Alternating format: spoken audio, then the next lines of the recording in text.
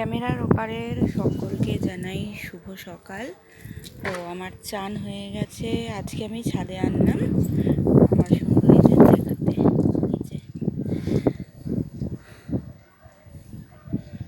একটা গাছে 4টে, এখানে আর একটা, এখানে আমার গাছ আছে বেশ কিছু, এখানে কতগুলো অপরাজিতা হয়েছে, বেশ কিছু টগর। এবার ওই দিকটাতে যাই।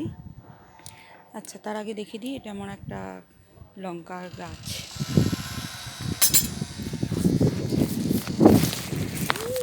হাওয়া দিচ্ছে দিয়ে ক্যামেরা ধরে রাখা যাচ্ছে না।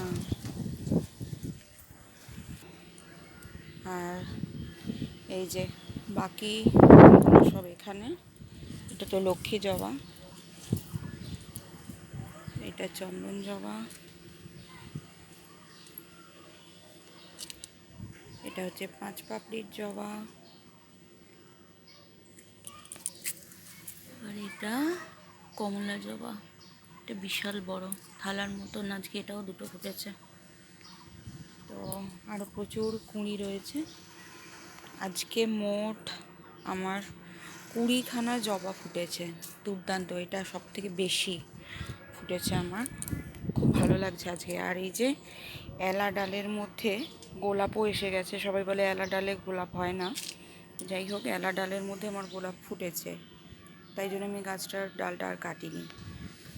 আজকে দারুণ লাগলো।